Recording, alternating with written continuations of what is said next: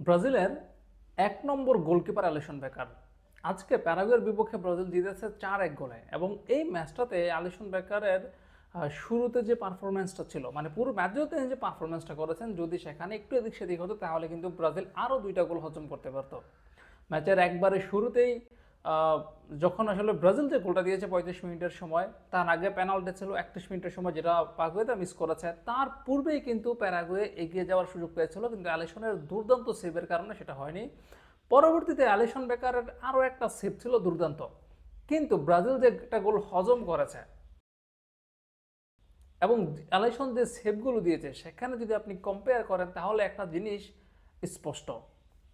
শুধু এই ম্যাচ নয়, অ্যালিসনের পুরো ক্যারিয়ার যদি আপনি দেখেন সেখানে একটা জিনিস আপনি আহ, মিল পাবেন, সেটা হচ্ছে যখন কোনো উড়ন্ত বল আসে গোলপোস্টের দিকে বা অ্যালিসনের দিকে, সেটা অ্যালিসন বেকার আটকে দিচ্ছে।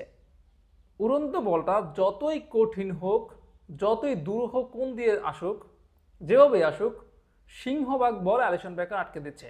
মানে উড়ন্ত যে শটটা অ্যালিসন বেকারের দিকে আসে সেই শটগুলো থামাতে তিনি খুবই দক্ষ। কিন্তু একটা বিষয় হচ্ছে, যখন কোনো বল নিচু হয়ে আসে, মাটি কামড়ে যে বলগুলো আসে বা নিচু হয়ে আসে, সেখানে অ্যালিসন বেকারের কিছুটা দুর্বলতা লক্ষ্য করা যায়। আজকে যে গোলটা হয়েছে সেটাও কিন্তু এরকম মাটি কামড়ে এসেছে, অ্যালিসন বেকার মিস করেছেন।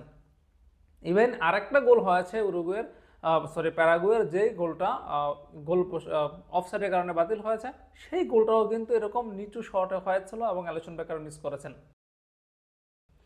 তো একটা বিষয় হচ্ছে অ্যালিসন বেকারের যে পারফরমেন্সটা আমরা দেখছি সেখানে হচ্ছে অ্যালিসন বেকার উড়ে যে বলগুলো আসে সেগুলো তিনি আটকে দিচ্ছেন, কিন্তু যে বলগুলো নিচু হয়ে আসে সেখানে তিনি দুর্বল। এই জায়গাটা ব্রাজিলকে ভালো রকম ভোগাতে পারে বড় দলগুলোর বিপক্ষে। যদি অ্যালিসনের এই জায়গাতে উন্নতি না হয় তাহলে কিন্তু সেটা ব্রাজিলের জন্য একটা মারাত্মক কিছু হতে পারে, ব্রাজিলের জন্য একটা মারাত্মক ভয়ের কারণও হতে পারে।